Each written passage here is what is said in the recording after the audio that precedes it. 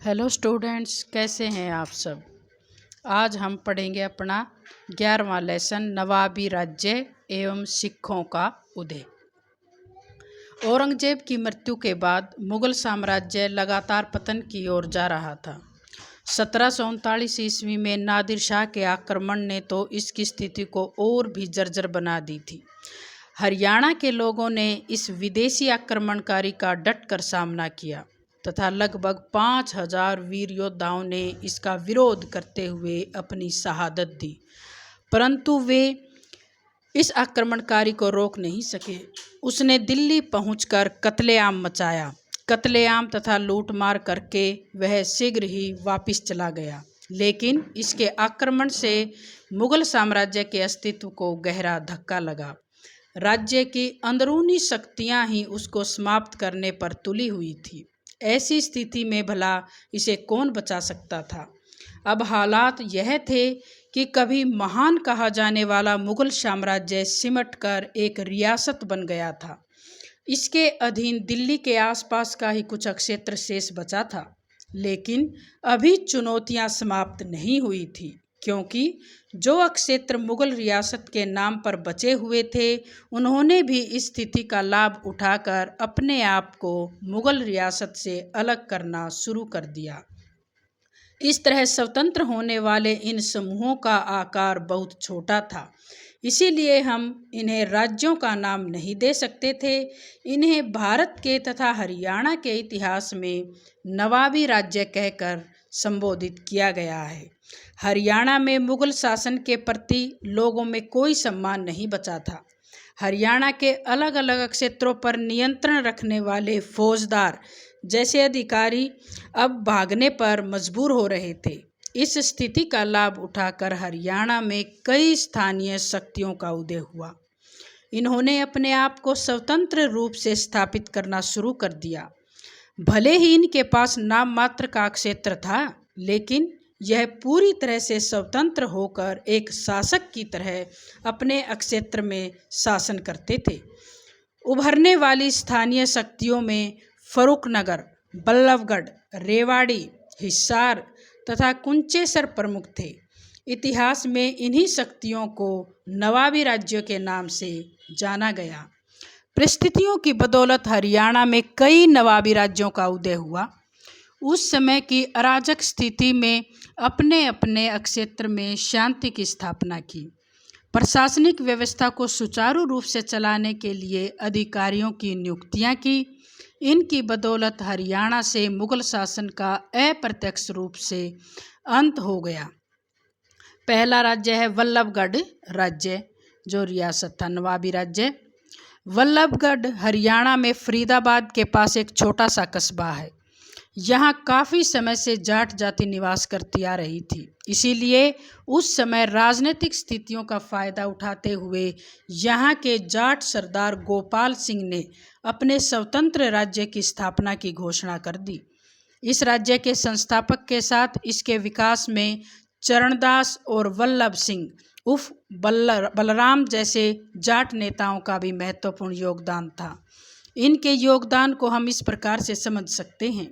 गोपाल सिंह वह अत्यंत पराक्रमी, वीर, साहसी तथा योग्य व्यक्ति था।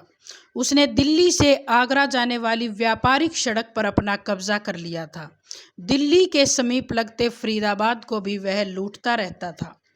मुगल शासकों ने उसको नियंत्रण या अपने अधीन लाने की कोशिश की, लेकिन वे सफल नहीं हो सके। आखिरकार तंग आकर मुगल सम्राट फर्रुखशियर ने फरीदाबाद पर उसकी चौधर स्वीकार कर ली। गोपाल सिंह ने अपने कार्यों से जाटों में काफ़ी प्रसिद्धि पाली थी। जब वह अपने छोटे से सरदारी राज्य का विकास करने में लगा हुआ था, तभी इस जाट सरदार की मृत्यु 1714 ईस्वी में हो गई। दूसरा है चरणदास। चौधरी गोपाल सिंह की मृत्यु के बाद उसका पुत्र चरणदास गद्दी पर बैठा। वह साहस तथा वीरता में अपने पिता से भी आगे था। उसने मुगल सत्ता के नुमाइंदों को कर देने से स्पष्ट मना कर दिया था। उसके इस कार्य से नाराज होकर शाही सेना ने उसे पकड़कर जेल में डाल दिया। रिहा होने के बाद यह जाट नेता चूड़ामन की शरण में चला गया था। उसी स्थान पर 1721 ईस्वी में इसकी मृत्यु हो गई। तीसरा है वल्लभ सिंह। चरण सिंह के बाद परगने के उत्तराधिकारी चौधरी वल्लभ सिंह उर्फ बल्लू जाट बने। इन्होंने मुगल सत्ता से अपने आप को पूरी तरह से स्वतंत्र कर लिया था। बल्लू जाट वीर योद्धा के साथ साथ एक कुशल कूटनीतिज्ञ भी था। इस जाट नेता ने थोड़े ही समय में अपनी स्थिति को काफ़ी मजबूत कर लिया था। वल्लभ सिंह ने मुगल अधिकारी मुर्तजा खां की हत्या उसी के महल में कर दी थी। उसने धीरे धीरे अपने सरदारी राज्य को दिल्ली तथा फरीदाबाद तक फैला दिया था। सुरक्षा के लिए बल्लभगढ़ में एक किले का निर्माण भी करवाया। उसने अपने पड़ोसी शक्तिशाली जाट राज्य भरतपुर से भी मित्रता कर ली थी। रेवाड़ी के सरदारों के साथ भी उसके मित्रतापूर्ण संबंध थे, लेकिन फर्रुखनगर के बिचौत शासक के साथ उसकी हमेशा दूरी बनी रही। उसने मुगल सत्ता की पूरी तरह से अवहेलना करनी शुरू कर दी। मराठा तथा मुगलों की संयुक्त सेना ने उस पर आक्रमण किया। इन दोनों सेनाओं के बीच जबरदस्त लड़ाई हुई, लेकिन मराठों तथा मुगलों की संयुक्त टुकड़ी वल्लभ सिंह को हरा नहीं सकी। मुगल वजीर आजम इमाद ने एक और सैनिक टुकड़ी युद्ध स्थल पर भेजी थी। इस स्थिति में वल्लभ सिंह ने अकीबत खां के सामने संधि की पेशकश की। मुगल सेनापति ने इस पेशकश को स्वीकार कर लिया, लेकिन जब वह संधि के तहत इस इलाके में लगान लेने के लिए पहुंचा तो जनता ने उसको कर देने से मना कर दिया। इस मजबूरी में उसने दोबारा वल्लभगढ़ पर आक्रमण करने का निर्णय लिया। उसने आक्रमण करने से पहले वल्लभ सिंह को अपने पास बुलाया तथा कहा कि आप अपना वादा पूरा करो। इस पर वल्लभ सिंह ने अपनी असमर्थता प्रकट की, जिसके फलस्वरूप वहीं पर उसकी हत्या कर दी। 29 नवंबर 1753 ईस्वी को इस घटना में वल्लभ सिंह का पुत्र, उसका दीवान तथा अन्य 7 व्यक्ति मारे गए। अकीबत खां को यहाँ से काफ़ी धन संपत्ति प्राप्त हुई। दूसरा राज्य है रेवाड़ी राज्य। दहना गांव के एक व्यक्ति हाथी सिंह ने की थी रेवाड़ी राज्य की स्थापना। उसके गांव को आजकल बादशाहपुर कहते हैं। उसने अपनी लूटमार से अंग्रेजों को बहुत ज़्यादा परेशान कर दिया था। औरंगजेब अपनी साख को देखते हुए इसमें सीधा हस्तक्षेप नहीं करना चाहता था, इसीलिए रेवाड़ी के नंदराम ने उसने सहायता मांगी। उस समय रेवाड़ी के पास गढ़ी बोलनी गांव राव नंदाराम का शक्तिशाली क्षेत्र बनकर उभरा था। उसकी शक्ति को देखते हुए ही औरंगजेब ने राव नंदाराम को हाथी सिंह को पकड़ने का काम सौंपा था। राव नंदाराम ने अब आसानी से हाथी सिंह को पकड़ लिया और उसे समझौते के अनुसार औरंगजेब को सौंप दिया। औरंगजेब ने उसकी इस वीरता तथा वफादारी से प्रभावित होकर उसके आसपास का सारा क्षेत्र राव नंदराम को सौंप दिया। उसे अधिकारी तौर पर वहाँ का स्वतंत्र शासक बना दिया गया। इस तरह अब तक जो एक छोटा सा ठिकाना था, अब रेवाड़ी नाम से सरदारी राज्य में बदल चुका था, जिसे शुरू में अहिरवाड़ी के नाम से जाना जाता था। यहाँ पर निवास करने वाली ज़्यादातर जनसंख्या अहिर जाति से संबंधित रखती थी। इस सरदारी या नवाबी राज्य के उत्थान पतन की कहानी को हम इस प्रकार से समझ सकते हैं। राव नंदराम। इस रेवाड़ी राज्य की स्थापना 18वीं शताब्दी में राव नंदराम द्वारा की गई थी। औरंगजेब के सहयोग से ही इस अहीर सरदारी राज्य की स्थापना हुई थी। राव नंदराम की सेवाओं का पुरस्कार देते हुए औरंगजेब ने इस अहीरवाल क्षेत्र को उसके नाम पर कर दिया था। राव नंदराम ने अपनी योग्यता तथा कुशलता से इस छोटे से क्षेत्र को एक सरदारी राज्य में बदल दिया, जहां वह स्वतंत्र रूप से शासन करता था। इस क्षेत्र से कर उगाहने का भी अधिकार उसी के पास था। इससे उसकी आर्थिक स्थिति में काफ़ी इजाफा हुआ था। उसने नंदरामपुरा तथा दारूहेड़ा नामक 2 नए नगरों को भी बसाया। दूसरा है बाल किशन। राव नंदराम की मृत्यु के बाद उसका बड़ा पुत्र बाल किशन इस राज्य की गद्दी पर बैठा। बाल किशन वास्तव में एक साहसी व्यक्ति था। मुगल बादशाह औरंगजेब ने उसकी वफादारी से प्रसन्न होकर उसे 2000 का मनसब भी बना दिया था। मुगल बादशाह बहादुर शाह और उसके बाद के शासकों के समय में भी इस अहीर शासक की शक्ति तथा सम्मान में काफ़ी वृद्धि हुई। मोहम्मद शाह उर्फ रंगीला नामक मुगल शासक ने उसे शमशेर बहादुर की उपाधि से भी सम्मानित किया।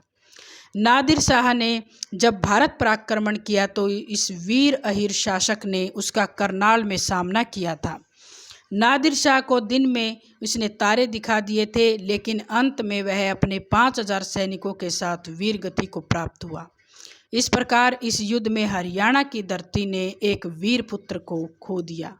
तीसरा है गुजरमल। 1739 ईस्वी में बाल किशन की वीरता तथा शहादत ने पूरे हरियाणा क्षेत्र को गौरवान्वित किया। बाल किशन के बाद उसका छोटा भाई गुजरमल रेवाड़ी की राजगद्दी पर बैठा। वह भी अपने भाई की तरह वीर तथा साहसी व्यक्ति था।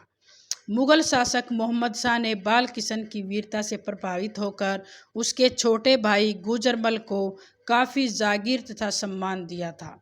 वह अपने समय की राजनीति को अच्छी तरह से समझता था, इसीलिए उसने मुगल सत्ता के सहयोग से अपने राज्य के आसपास के क्षेत्र की फौजदारी भी प्राप्त कर ली थी। इस समय फौजदार का बड़ा महत्व था, क्योंकि वह सीधा मुगल शासक से संबंधित होता था। बीच की कोई कड़ी फौजदार की बाधा नहीं बन सकती थी। इसीलिए आधिकारिक तौर पर फौजदार का पद प्राप्त करने के बाद गुजरमल ने स्वतंत्र रूप से अपने राज्य को चलाना शुरू कर दिया। हिसार, भिवानी, नारनौल, झज्जर, हांसी व दादरी जैसे हरियाणा के क्षेत्र उसके राज्य के अधीन आते थे। उसकी घासेड़ा के शासक बहादुर शाह से नहीं बनती थी। 1750 ईस्वी को उसकी धोखे से हत्या कर दी गई।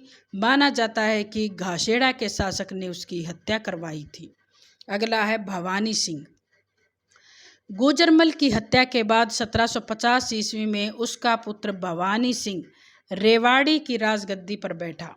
उसमें अपने पिता के समान न साहस था और न ही योग्य था, इसीलिए वह एक अयोग्य तथा असफल शासक सिद्ध हुआ। वह इतना कमज़ोर था कि अपने राज्य की सुरक्षा भी नहीं कर सका। उसके शासन में भरतपुर के जाट राजा सूरजमल ने रेवाड़ी को कई बार लूटा। वह अपनी प्रजा में काफ़ी अप्रिय हो चुका था, इसीलिए 1775 ईस्वी में उसके एक अधिकारी ने उसे जहर देकर मार दिया। पांचवा है माया कंवर। 1775 ईस्वी में भवानी सिंह की मृत्यु के बाद रेवाड़ी की राजगद्दी पर उसकी विधवा पत्नी माया कंवर बैठी। उसने अपने पुत्रों दलेर सिंह व राम सिंह के संरक्षक के रूप में शासन की बागडोर संभाली। उसने अपने वजीर मित्रसेन की सहायता से रेवाड़ी का शासन चलाया, लेकिन 1785 ईस्वी में उसकी मृत्यु हो गई। उसकी मृत्यु के बाद इस राज्य की प्रशासनिक व्यवस्था चरमराने लगी। इस स्थिति का लाभ उठाकर मराठा सरदार महादजी सिंधिया ने रेवाड़ी के आसपास के क्षेत्रों को अपने अधिकार में ले लिया था। इस समय माया कंवर की स्थिति काफ़ी कमज़ोर थी, इसीलिए उसने अपने एक रिश्तेदार राव तेज सिंह को रेवाड़ी का शासन संभालने के लिए निमंत्रण दिया। उसने इस निमंत्रण को स्वीकार करते हुए रेवाड़ी का शासन खुद संभाल लिया। उसने वहाँ की प्रशासनिक व्यवस्था को सुधारा तथा प्रजाहित के अनेक कार्य किए। 1803 ईस्वी में इस सरदारी राज्य पर अंग्रेजों का अधिकार हो गया। तीसरा है फर्रुखनगर राज्य। मुगल बादशाह फर्रुखशियर के शासनकाल के दौरान बसीरपुर ने एक बिलोच सरदार ने अपनी शक्ति काफ़ी बढ़ा ली थी। उसका नाम दलेल खां था, जिसे फौजदार खां भी कहा जाता था। फर्रुखनगर राज्य की स्थापना इसी बिलोच सरदार द्वारा 1774 ईस्वी में की गई। आजकल फर्रुखनगर गुड़गांव से झज्जर जाने वाले रास्ते पर है। हरियाणा के इतिहास में इस सरदारी राज्य के महत्व को नकारा नहीं जा सकता, इसीलिए इस राज्य का संक्षिप्त विवरण इस प्रकार है। पहला है दलेल खां। दलेल खां अपने स्वभाव से एक योग्य व महत्वाकांक्षी व्यक्ति था। मुगल शासक फर्रुखशियर से उसके अच्छे संबंध थे। वह जिस कारण से उसने दलेल खां को गुड़गांव के आसपास के बड़े क्षेत्र का फौजदार नियुक्त कर रखा था। उसके सरदारी राज्य की विशालता का अनुमान इस बात से लगाया जा सकता है कि इसकी सीमाएं एक ओर फरीदाबाद तथा दूसरी ओर हिसार को छूती थी। बशीरपुर के पास एक नए नगर का निर्माण भी करवाया और अपने स्वामी अर्थात मुगल बादशाह फर्रुखशियर के नाम पर इसका नाम फर्रुखनगर रखा। उसने इस स्थान को अपने राज्य का मुख्यालय भी बनाया। यहाँ पर राज्य की सुरक्षा के लिए एक मजबूत किले का भी निर्माण करवाया।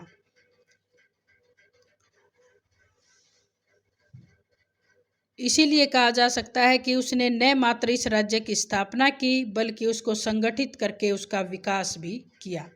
दूसरा है कामगार खां। दलेल खां की मृत्यु के बाद 1747 ईस्वी में उसका पुत्र कामगार खां फर्रुखनगर का शासक बना। वह भी अपने पिता की तरह एक योग्य शासक था। शक्तिशाली सेना के सहारे उसने सांपला, गोहाना, बादली तथा कोसली जैसे क्षेत्रों पर अपना अधिकार कर लिया था। कोसली के क्षेत्र को लेकर रेवाड़ी तथा फर्रुखनगर के राज्य आमने सामने आ गए। कोसली की ज़्यादातर जनसंख्या अहीर थी, इसीलिए उन्होंने कामगार खां के अधिकार को मानने से इनकार कर दिया था। इसीलिए रेवाड़ी के शासक गुजरमल का कामगार खां के बीच संघर्ष हुआ, जिसमें कामगार खां की हार हुई। कोसली से उसका अधिकार जाता रहा। यह राव गुजरमल के अधीन क्षेत्र में शामिल हो गया, लेकिन कामगार खां ने अपना साहस नहीं खोया। उसने रुहेला सरदार कुतुब शाह को 1775 ईस्वी में भैंसवाल नामक स्थान पर करारी हार दी। 1759 ईस्वी में इस योग्य शासक की भी मृत्यु हो गई। तीसरा है मूसा खां। कामगार खां की मृत्यु के बाद 1759 ईस्वी में उसका पुत्र मूसा खां फर्रुखनगर राज्य का उत्तराधिकारी बना। वह फर्रुखनगर राज्य पर शासन करने वाला तीसरा शासक था। उसे अपने शासनकाल के अनेक संघर्षों का सामना करना पड़ा था। जहांगीरपुर के चौधरी खड़ग सिंह ने उसकी शत्रुता थी। चौधरी खड़ग सिंह ने भरतपुर के जाट राजा सूरजमल से सहायता मांगी। सूरजमल ने उसकी सहायता के लिए अपने पुत्र जवाहर सिंह को एक सैनिक टुकड़ी के साथ फर्रुखनगर पर आक्रमण करने के लिए भेजा, लेकिन लंबे संघर्ष के बाद भी जाटों को इसमें सफलता नहीं मिली। तब चालाकी से सूरजमल ने मूसा खां को बंदी बना लिया तथा फर्रुखनगर पर अपना अधिकार स्थापित कर लिया। यहाँ के शासन की जिम्मेदारी सूरजमल ने अपने पुत्र जवाहर सिंह को सौंप दी। 1764 ईस्वी में जवाहर सिंह के वापस भरतपुर जाने की स्थिति में इस राज्य की जिम्मेदारी खुशहाल राय को सौंपी गई। 1769 ईस्वी में घटनाक्रम के एक बार फिर बदला, क्योंकि मूसा खां किसी तरह से जेल से भागने में सफल रहा। उसने बहादुरगढ़ के बिलोच सरदार के संरक्षण में फर्रुखनगर पर अपना आक्रमण कर दिया। खुशहाल राय बिना सामना किए ही भरतपुर को भाग गया। इस तरह फर्रुखनगर पर एक बार फिर से मूसा खां का अधिकार हो गया। 1774 ईस्वी में मूसा खां की मृत्यु हो गई। चौथा है ईसा खां। मूसा खां की मृत्यु के बाद उसका पुत्र ईसा खां 1774 ईस्वी में फर्रुखनगर की राजगद्दी पर बैठा। वह एक अयोग्य शासक था। उसने अपने पूर्वजों द्वारा स्थापित फर्रुखनगर के गौरव की रक्षा नहीं की। उसके शासनकाल के दौरान उसका सरदारी राज्य छिन्न भिन्न होने लगा और उसके अधिकतर क्षेत्रों पर मराठा तथा मुगल अधिकारी नजफ खां द्वारा अधिकार कर लिया गया। 1803 ईस्वी में ईस्ट इंडिया कंपनी ने इस क्षेत्र को अपने अधीन में ले लिया। उनकी देखरेख में ईसा खां 1810 ईस्वी तक शासन करता रहा। 1810 ईस्वी में ईसा खां की मृत्यु हो गई। इसी के साथ ही इस सरदारी राज्य का अध्याय भी समाप्त हो गया।